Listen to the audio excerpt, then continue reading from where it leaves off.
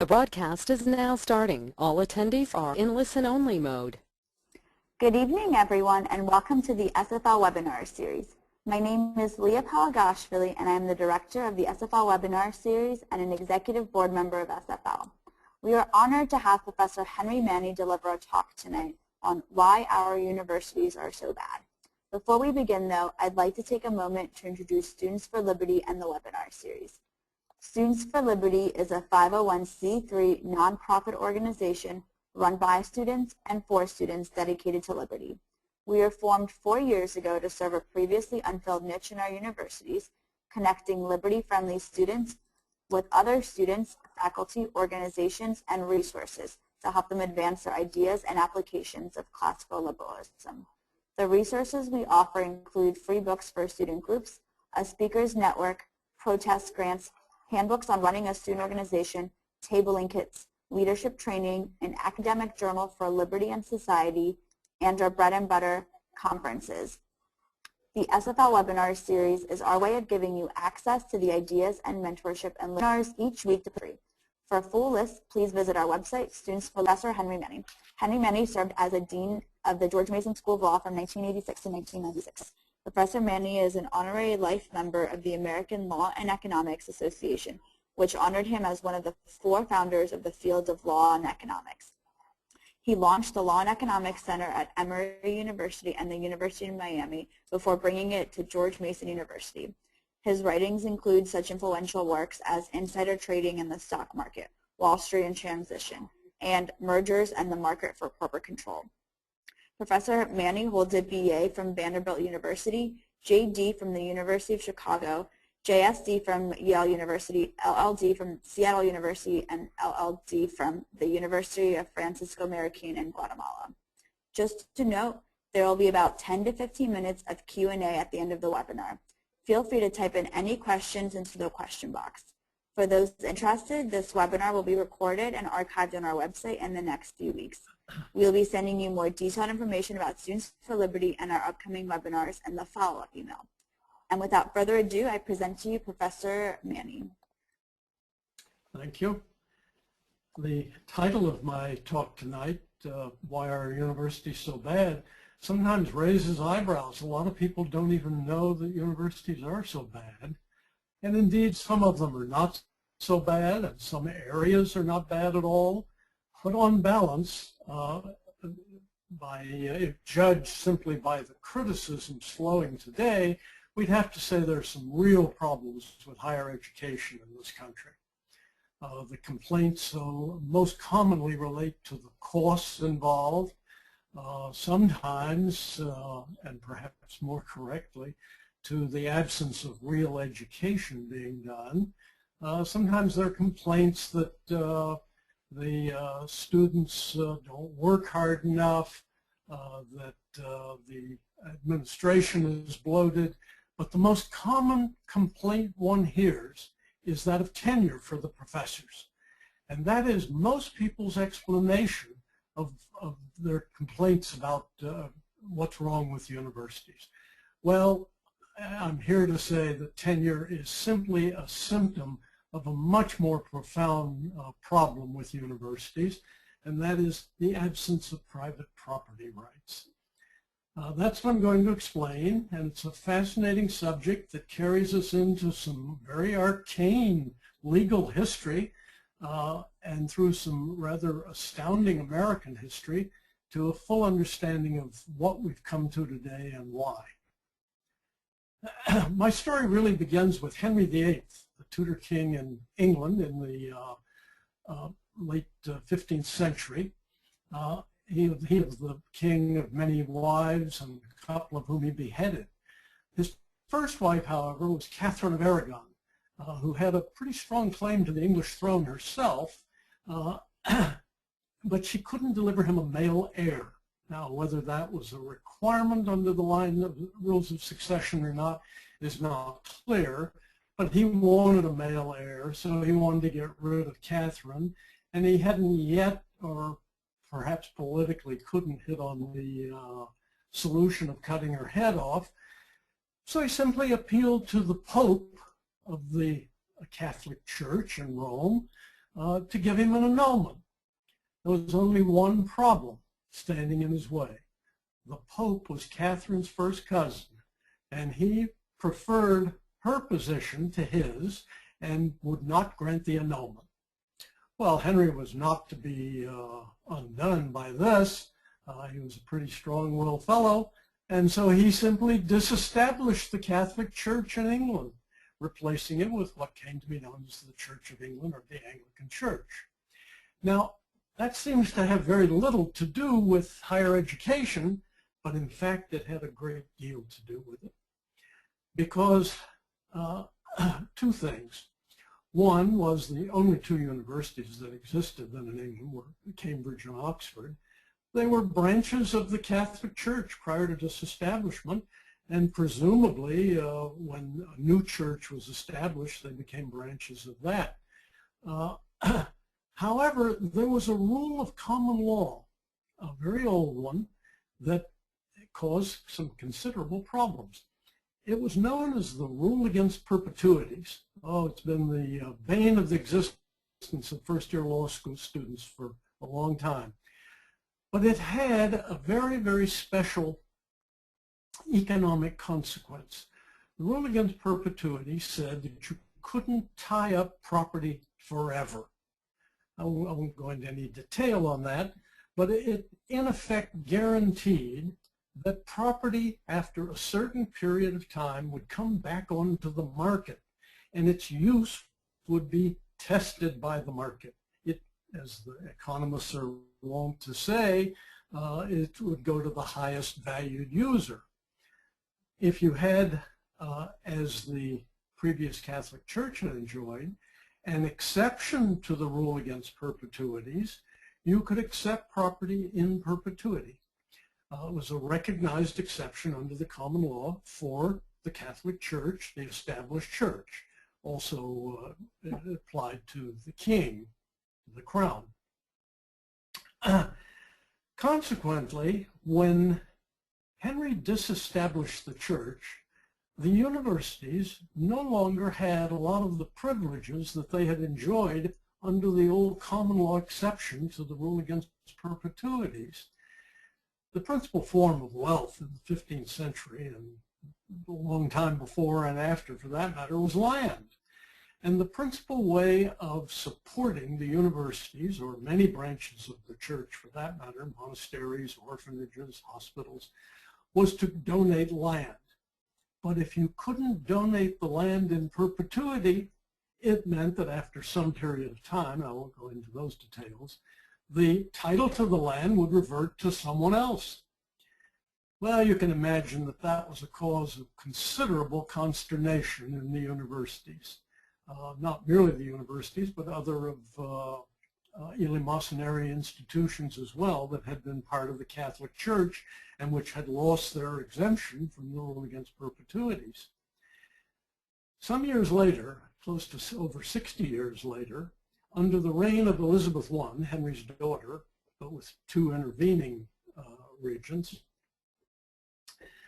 Parliament adopted a rule, a law, a statute known as the Statute of Charitable Uses. Basically what it did was reestablish that old exception to the common law rule against perpetuities for anything that was set up for charitable purposes. They expressly mentioned educational purposes, but there were other things as well. What it meant was that, these organizations could hold property in perpetuity. There were some other benefits to it as well, privileges in relation to taxes and other things. At any rate, that statute became so generally well accepted that it became, for the American colonies, a part of the British common law. We didn't view it as a statute. Now, the British common law was simply adopted by each of the colonies in the United States, and by indirection, that condition continued after the adoption of our Constitution in 1787. The idea of a charitable purpose has some economic consequences. The principal one, university mess, is a problem of property rights to a charity exchange. In other words, what does that mean? Well, it has some motivational consequences. It means that the people people managing the property aren't going to be very well motivated to increase its value because they can't capture that value. They need to be motivated by something else for a charity to work at all. Charitable motive is usually what we think of in this connection. But that wasn't the reason that our early colleges in the colonies, and there were 9 colleges in the colonies before the Revolution, it didn't mean that they were all established with the idea of a charitable purpose, social welfare, contributing money for the benefit of the young people everywhere. That wasn't the idea at all. The motive that kept those things going was religion. Not one of those 9 colleges that existed in the college was a religious organization. Most of the colonies at that time, at least about half of them, had established churches. Now, we tend to think of the United States like having a national law history. The economy of the tremendous rush of people for the cheap or even free land west of the Allegheny Mountains, a vast migration of people who settled areas of Ohio, the entire Midwest is the period we're talking about. They were very religious people. It's hard for us to imagine today, without examples like Muslim fundamentalists, perhaps some born-again Christians in the United States, perhaps some very Orthodox Jews. It's very hard for us to understand that almost the entire population at that time was still imbued that strongly with a sense of religion. So as this population moved to the west of the Alleghenies, they had a concern about education of their children in religious matters. They needed churches, and to have churches, you had to have ministers. Most of the hundreds of private schools that were started in the Midwest in the period after the American Revolution and up to the Civil War, not most of them, I think, I don't really know of that period if there is any exception to a school that was started without some religious connection. Their motivation was very clear. They wanted to train ministers. That was first and foremost. They wanted to educate the children who would be their community leaders in religious values. And to the extent that some of the schools were either schools, so you had both sexes represented, they were also marriage markets to make sure their kids were educated within the church. Now, just to flip back to the East Coast for a moment, there was one school started in this period that doesn't, it's an exception that many people know about, but then we're going to leave it because it doesn't have any influence on the further development of higher education in the United States. That's the University of Virginia. It was started by Thomas Jefferson, who was almost an atheist, certainly an agnostic. It was largely a secular school, but it was designed for something that those 7 schools I mentioned as existing in the colonies, several of which were the original Ivy League schools, and the elite schools of then and now, Harvard, Yale, Princeton, all started as religious schools. But they moved away from that. They early on became more secular. This, after all, was a period when the scientific revolution, the Reformation, was all beginning to have some impact on society. And the people running those schools simply weren't as fundamentally religious as the schools being started in the Midwest. Now, they did something else, my point, that if you have a religious orientation and motivation, even a nonprofit organization may be fairly well run. It may be run simply to gain whatever you want, production of ministers, production of a certain kind of education, but you want it done most efficiently. You want it at the least possible cost for what it is that you're producing. The East Coast schools became something different, but it borrows on the same economics. The education of the basic aristocracy in this country, nonetheless, at that time, there was a sense that there were some people cut out to run things. And those schools became, the University of Virginia, schools to educate people for community leadership, for the jobs of the elite. Okay. There were three main aspects that is true now. First of all is who gets taught, what gets taught, who gets admitted. After all, this has to be subsidized or you'd have a market working, and they didn't want a market. You didn't want consumer sovereignty because you were producing something for yourself. That is, the people who put up funds for these things. They weren't offering education competitively on a market. So nothing like consumer sovereignty could operate, and you didn't have that kind of a market for education. So that they had to decide who would be allowed in with this subsidy, financial subsidy that would be given.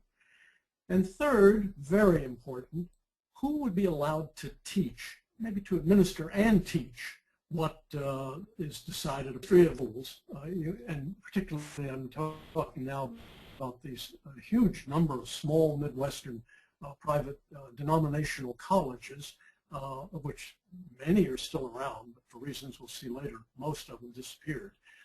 If you look at ministers of the people, they were at least leaders of the church community. And how did they run the school?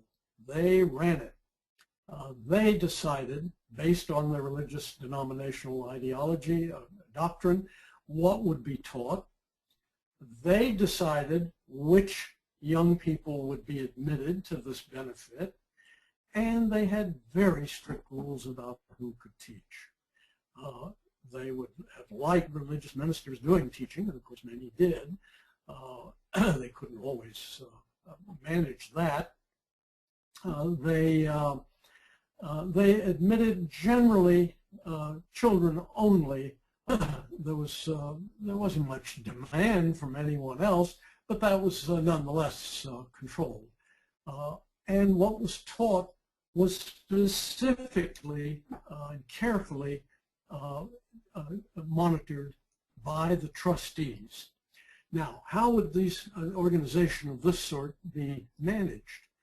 Well, the trustees wouldn't do it themselves. They're people who had regular day jobs, as we'd say today. Nonetheless, they would want to hire, as the administrator, someone who was full. And so as a consequence, you find the presidents being very much of a mind of the religious orientation. Presidents were very often ordained people. And the presidents, with the oversight of the board, determined who got hired to teach. And you can be sure there was no such doctrine as academic freedom or choosing to write your own syllabus for your course. They wrote the syllabus. They hired people merely to convey that doctrine to the students. That was the setup. There's one further thing I should say, and that was that in this period there was a very strong notion that college students were still very young people, and that this was a transitional period, and the college had some considerable responsibility for their behavior. Consequently, had the notion of in loco parentis. That lasted well into the 1940s, even 50s, where you had rules about mandatory attendance at religious services, dress codes of sorts, many things of that sort. was a part of the college life. It was not what you would call a libertarian institution. It wasn't intended to be. Anyone could start it, any denomination could, and the diversity was enormous. On the East Coast, in those elite schools, something very similar was going on, with the sense that was understood by the trustees, the president, and the faculty that these were aristocratic, elitist institutions, that the students who would be admitted to them were the students of the children of the business or political or social aristocracy. They weren't democratic in anything like the sense that we know of today. And very much the same sort of thing applied in the governance of those universities as the smaller schools in the Midwest. The main difference was that the ones in the East developed a kind of social panache that the smaller, more diffuse located schools in the Midwest did not.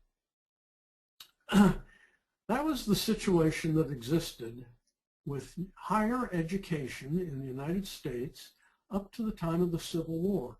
There were maybe one or two, maybe three or four, I don't know. I've seen reference to two state institutions of higher education. Unlike the University of Virginia, they were much more vocationally oriented. They weren't very important. As I said, there were only two of them. I know one was in Illinois, and I can't even remember where the other one was. But something else was true at that time. Now we step aside from education to look at the country that existed in 1860. Most people don't realize that by 1860, the United States was probably, perhaps the richest country in the world, certainly not far below second or third. England may have been richer. Germany hadn't really developed yet. France was still quite rich, but we had surpassed it. So it was an enormously rich country. At the beginning of the Civil War, there were over 60,000 miles of railroad tracks throughout the United States. There were bridges. I presume there were some sizable dams. There was a network of canals. There was the beginning of industrialization on the scale that had already occurred in England and made them much wealthier. But industrialization was certainly well underway in the United States in 1860. Now think about that. No schools of higher education, other than these religious or socially elite colleges that I mentioned, and yet we were so rich and so productive and so advanced industrially. How in the world could that have happened? You don't get an economy like that without architects, engineers, chemists, accountants, insurance industry, complex banking, many complex fields of endeavor. And yet, how did we train those people? Well, that's one of the black holes of American history on education. I've combed quite a few books now, and I find occasional references to the fact that the apprenticeship system was commonly used for the training. We know that was true with, overwhelmingly still with law, somewhat less so, but still true with medicine. It's hard to believe that we had the industrial level we did using a primitive system of apprenticeship. The odds are very, very high, and I do not have the evidence to give you right now for this. I hope someone will do some historical research on this. The logic of it suggests that there was an enormous proprietary private higher education system flourishing in the United States in 1860. Training engineers, scientists, architects, all manner of people who were needed for a complex modern economy. You never hear about that. You've never even heard the question raised. Where did they get the engineers to build those railroads and those big bridges and all the things we had? The cities we built even required some higher technology. It didn't come out of the Harvard and Yale of the day because they weren't interested in teaching that sort of thing. Certainly didn't come out of these religious small colleges throughout the Midwest. There's only one place they could have come, and that was from the private sector. Now, apprenticeship can blur into some form of firms. The only case we actually know of this relates to law. The first law school in the United States was started because one lawyer in New York City became very popular to have young aspiring lawyers apprentice with him. And he began charging the parents of those aspiring lawyers to be his apprentice. And he realized that he could do it on a wholesale scale, and he started something called the Litchfield School in Litchfield, Connecticut, which was the first formal law school in the United States. Purely proprietary. The guy ran it, probably made a pretty good living at it. That's the one case that I know of, and yet I'm sure something similar must have been going on in other fields and professions. All of that I've had to say up to now comes to a screeching halt almost with something that is well known in educational history, but its place in the context of what I'm talking about is not well understood at all. And I have reference to the passage by Congress in 1861, signed by Lincoln right in the middle of the Civil War, of the famous Morrill Act. The first one in 1861, the second one in 1880s, I believe. That gave away 17 million acres of federally owned land to allow the formation of universities of what they called agriculture and mechanics. There were three conditions attached to any state getting money for these land grant schools. One, they had to have a school of agriculture. And that's interesting because the scientific work in agriculture had moved considerably, yet we know nothing about the earlier educational history in that field. They also had to have training in the mechanical arts, what we call engineering.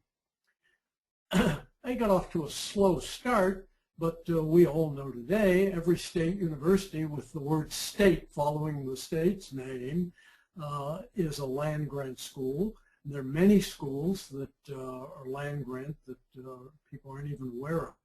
Cornell, for instance, was a private university, an Ivy League school as we think of it today, but the larger part of Cornell University is the Cornell School of Agriculture, a very well-known scientific school. It was a land grant school. City colleges in New York City, I think CCNY or maybe City University, were eligible for land grants, but it was peculiar. Under the bill, and most of them got it federally owned land in the state in which the school was located. So happened that the federal government had very little federal land in the state of New York. And so the New York City University that got the land grant was allowed to pick, and they picked, I think, something like 180,000 acres of prime timberland in Wisconsin, which they proceeded to do years and years to come downriver from the Mississippi. But that's a whole other story. Now, these are government institutions. They sprung up because that was a big gift, and any state was not going to pass it up. The early act, of course, the South in the middle of the Civil War wasn't eligible for, but all the other states grabbed that land as fast as they could and set up some semblance of a land grant university. The position of the South is interesting. The senator, wasn't originally Morrill, but someone else, who had pushed this bill for some years, had always found resistance from the Southern members of the Senate and the House of Representatives. They did not want to make this, whether it was the giveaway of land or whether it was the democratization of education, I don't know the background, the South resisted that they successfully did. And that's why one of the first things that happened after succession of the Southern states and the Civil War was the passage of the Morrill Acts. Morrill was a senator from Vermont who I think had advocated this earlier, but his name got attached to it later. Now, notice what happens. We've got now, in effect, very large-scale, free higher education. It's heavily vocational. It cannot be aimed at training ministers because of the First Amendment.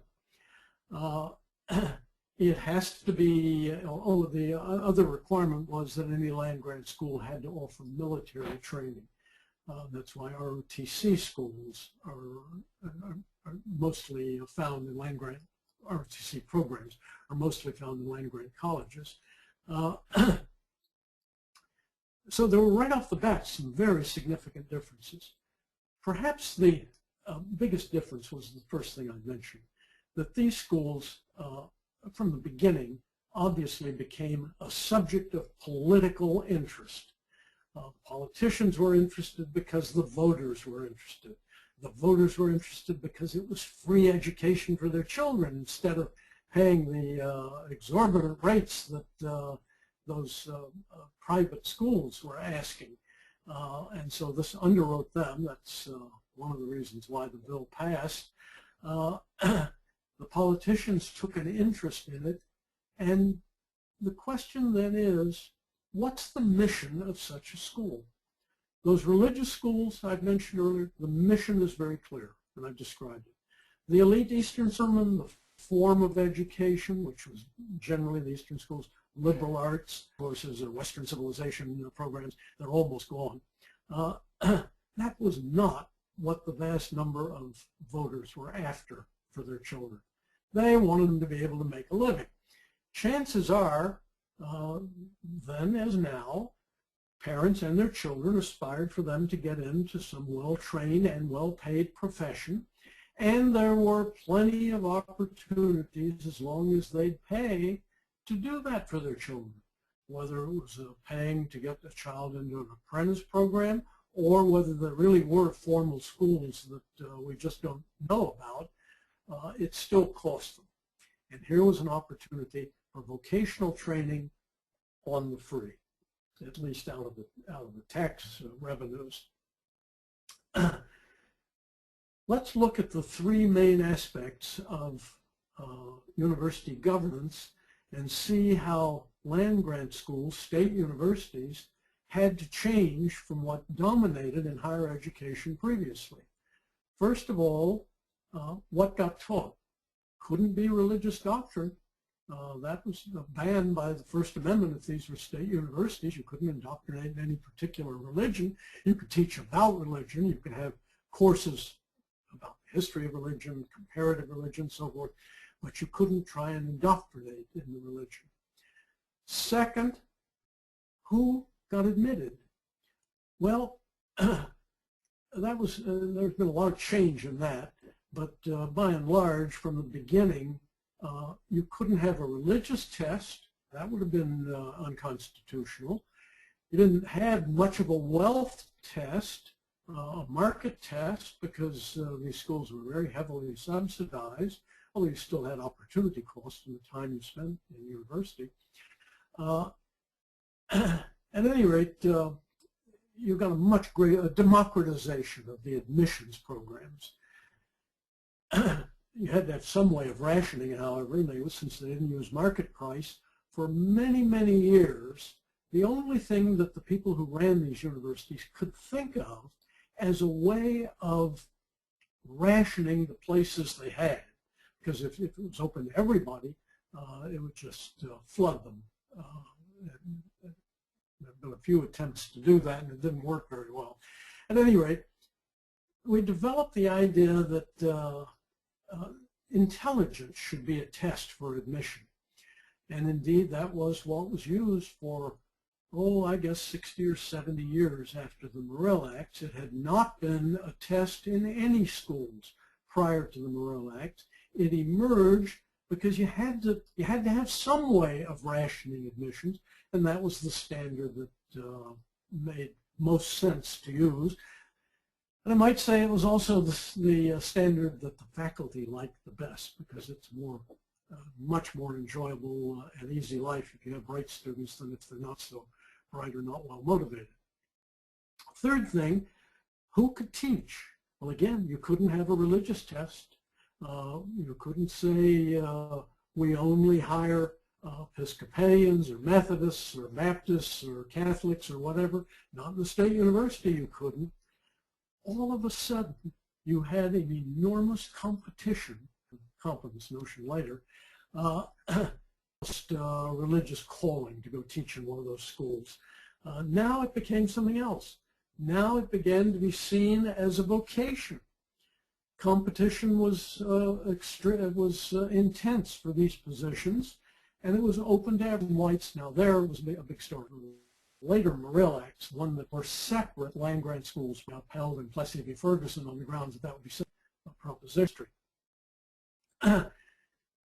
Now, when you got that market for teachers and you got heavily subsidized admission for students and a much broader range of admissibility of students, what effect would that have on those throughout the Midwest and a lot of them in the East as well?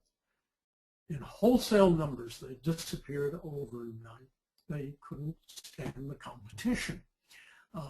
It wasn't merely that people wouldn't contribute as much to them, even if they would.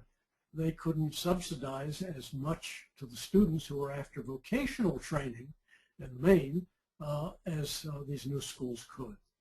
And so the older pattern of education was nearly decimated. There were remnants of it. And certainly a number of the private schools survived. They survived for a variety of reasons. One, they started moving themselves into, and at a very high level, into vocational work in law, in medicine, in architecture, in engineering, and MIT, incidentally, was a land-grant school. But Yale and Harvard, at that time in history, in the mid-19th century, had to get into those things or they probably wouldn't have survived. They got into it for various reasons. They were very good at it, and they survived. My guess is that something like maybe 15%, maybe 20%, although I don't think it was nearly that high, of the huge number of small denominational schools in the Midwest survived. Now, they changed too. Remember, you now have something that attracts the students away from their religious orientation at a time when that was going on a much grander scale throughout society. The early religiosity that characterized American society in the up to the middle of the 19th century was fast disappearing. There was a newfound interest in science and rational approaches to issues, almost a purely secular kind of intellectual interest.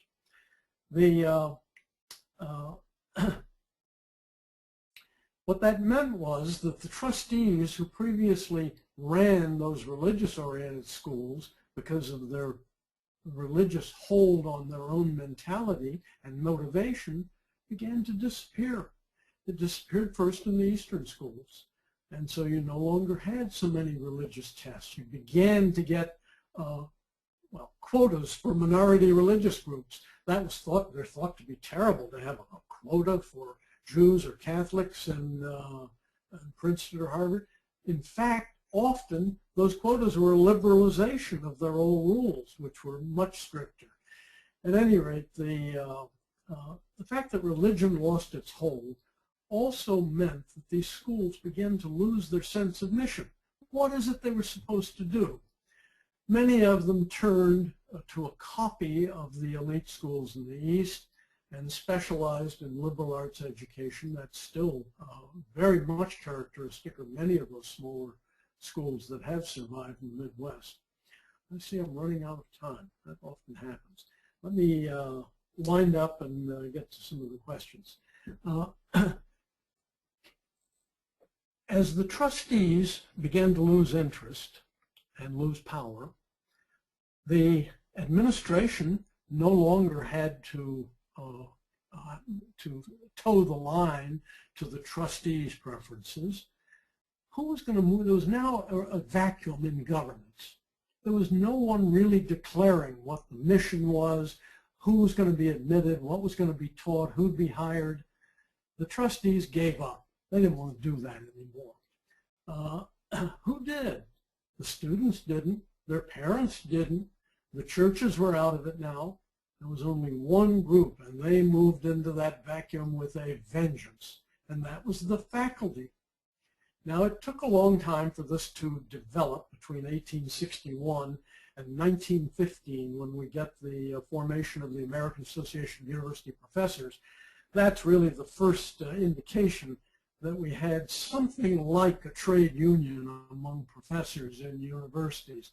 And indeed, many of their arguments have paralleled exactly those trade unions, including tenure in their position, higher salaries, shorter working hours. They certainly abused that one. And that's what happened. The faculties took over. We began to have something like the worker-managed enterprises of communist Yugoslavia in the late 40s and 50s. Owned the factory and they ran it. Well, of course, you can imagine what happened. It ran into the ground. It's not a viable system of management. It won't work. Why did the universities survive? They survived, you can thank Henry VIII perhaps, because they were nonprofit institutions that could exist in perpetuity, or they were government and stopped the development with that last analysis, apart from mentioning just one more factor. The outline that I gave of modern university governance run by the faculties, and it explains a vast number of the phenomena of higher education today, began to change a little bit in the 1990s when we first got the Stafford Act of federal loans and large numbers of programs subsidizing all manner of universities, private and public. That meant that the administration now had some controls independent of the faculty. And that probably explains better than anything else the explosion in the administrative personnel of universities. That's where the huge increase in costs in universities in recent years has gone. It hasn't been an increase in faculty or faculty salaries. It's been in the administrative side. They worked out a peaceful arrangement with the faculty because the faculty learned how to get rid of presidents they didn't like. The agreement was the president could run this big bureaucracy and whatever jollies he or she got from doing that, as long as the faculty could continue running the important issues of educational governance, and they have, and it's a mess. And I'll stop there and be happy to hear questions. Okay, thank you, Professor Manne. For all of our participants, feel free to type in any questions into the question box on your GoToWebinar control panel. And we have a first question. The participant asks, why is it that the Ivy League schools are only in the North? Is this due to the Civil War? Why are they, I couldn't hear you, are they only what? I'm sorry, I'll repeat the question. Why is it that the Ivy League schools are only in the North? Is this due to the Civil War? Well, I don't know the answer to that. I was about to say the North was certainly much wealthier, and the business and wealth elite certainly supported those universities, but the southern states weren't poor. Then there was some degree of industrialization in the South as well. Obviously, they fought an expensive war. Though they lost, they certainly weren't a primitive society. I'm not sure of the answer to that. The southern planters, the social elite in the South, in the antebellum South, sent their children to the Ivy League schools for education. I believe that it was simply a recognition that these were elitist schools training people to be kind of New World aristocrats, and that, but why there were none of those schools, with the possible exception of the University of Virginia, in the South, I really don't know. Okay, our next question. What do you see as the future for universities? Are there reasons to suspect that either private or public universities will dominate? Well, if you listen carefully, you heard that I didn't think there was a great deal of difference in the governance of private and public universities. They tend to look very much alike. They tend to behave very much alike. Certainly, a lot of the culture of the original land-grant state universities was borrowed from the predecessors.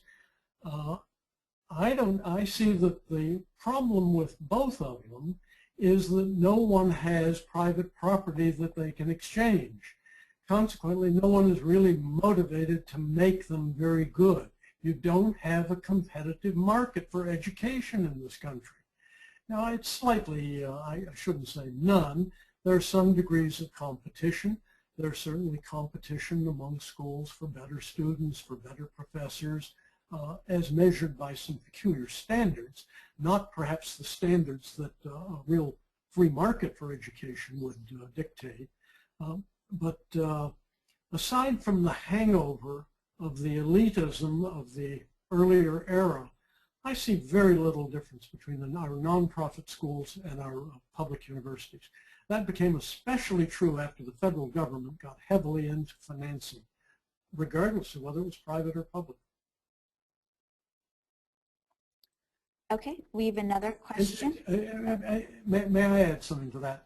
Absolutely. Probably someone's going to ask about it anyway. What can we expect in the future?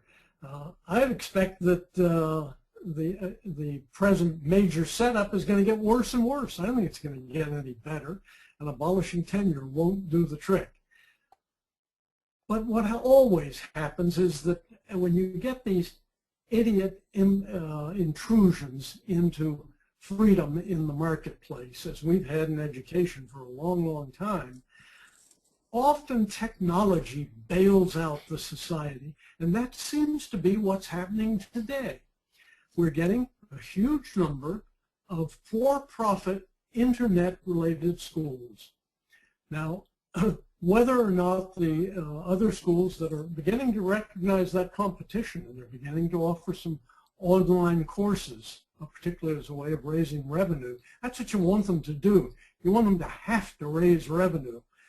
Then they begin to act more rationally. I think, however, we're going to see an enormous growth in so-called distance learning. It makes so much more sense for the kind of vocational training that our universities have gotten into. You know, there used to be jokes about courses in basket weaving, but they're so intensely vocational that it really doesn't require anything that bears a resemblance to the old educational institutions. Okay, our next question.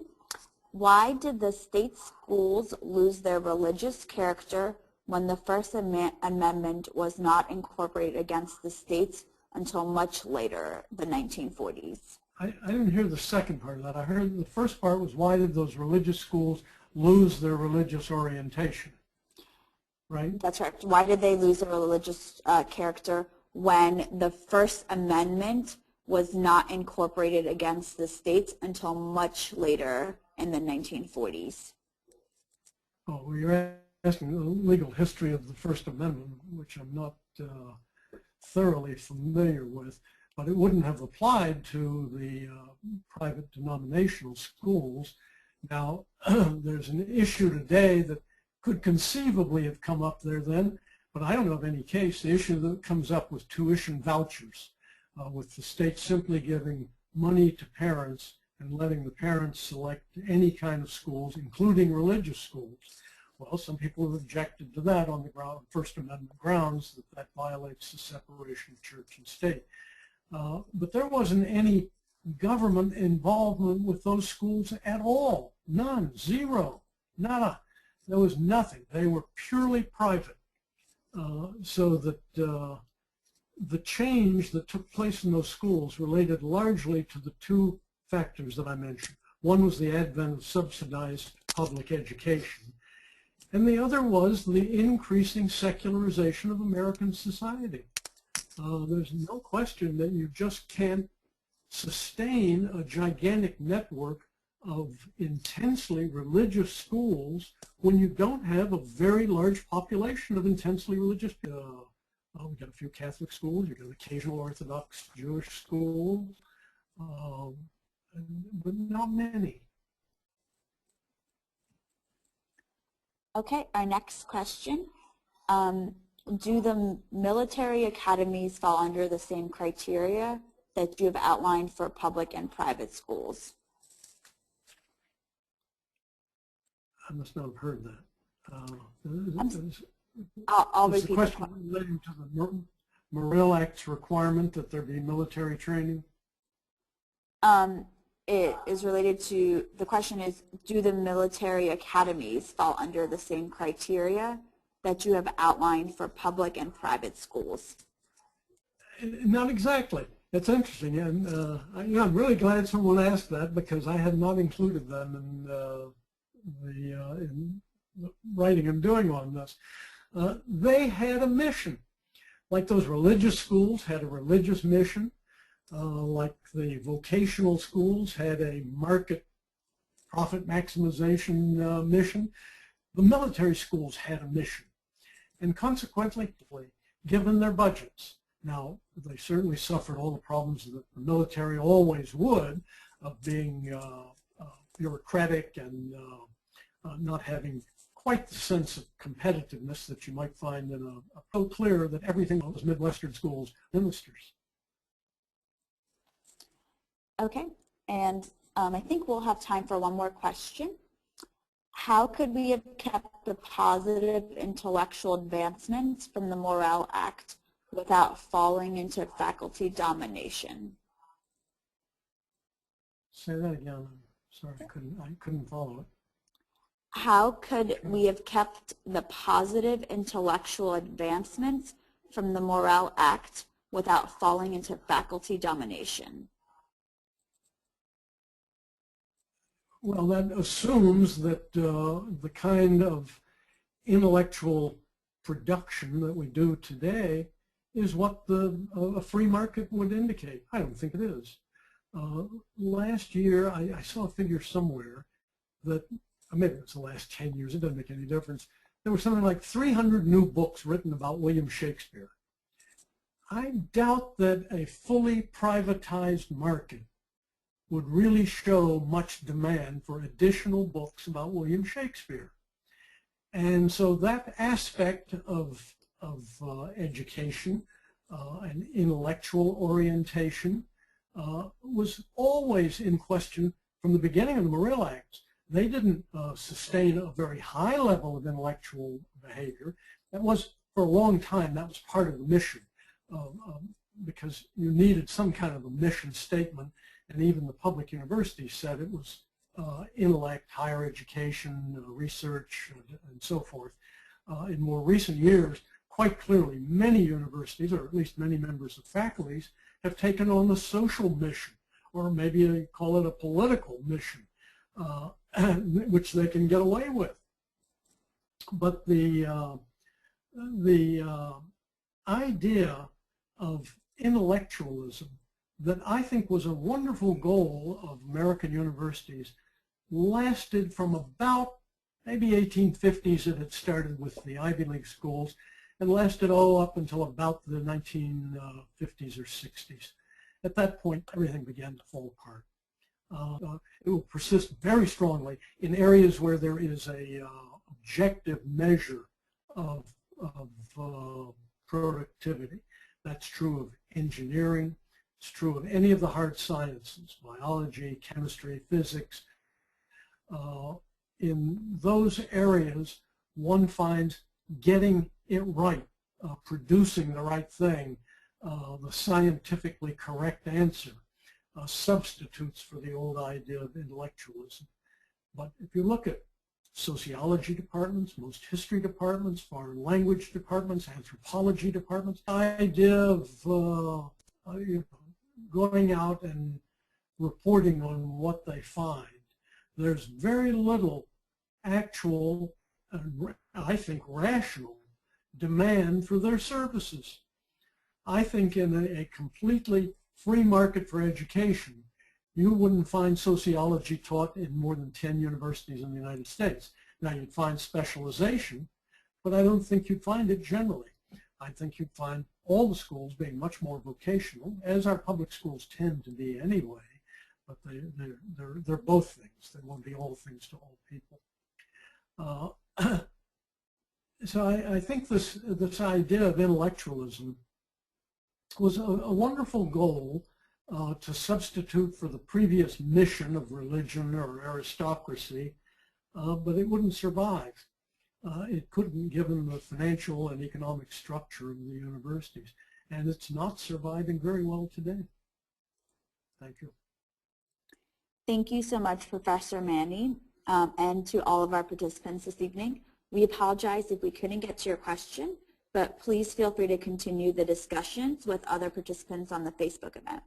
I hope you can all continue coming back to our webinars to learn more throughout the year.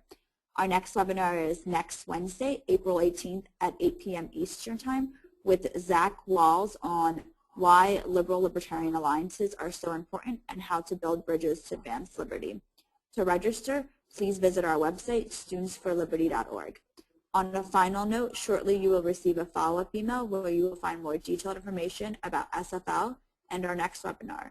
You'll also receive a survey to evaluate the webinar. Please take a couple of minutes to fill it out. It helps us know how to improve our programs. And with that, I think we are officially wrapped up. Thank you again for your time this evening, and thank you, Professor Manne, once again. Have a great night, everyone. Thank you.